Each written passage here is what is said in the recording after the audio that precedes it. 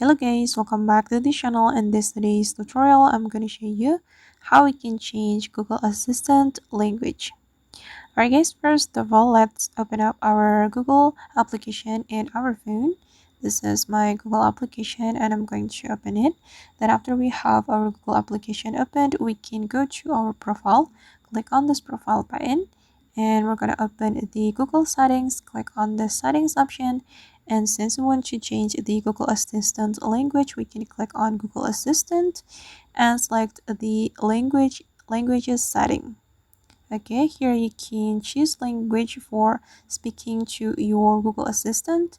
And as you can see that here I'm using Indonesian language and I'm going to change it. For instance, I'm just going to select English. Okay. Alright, and now as you can see that my Google Assistant language has been changed. Alright guys, and that's how we can change Google Assistant language. I hope this tutorial will be useful for you. Thank you so much for watching. And if you found this tutorial useful, don't forget to like, comment, and also subscribe to this channel. See you on the next video.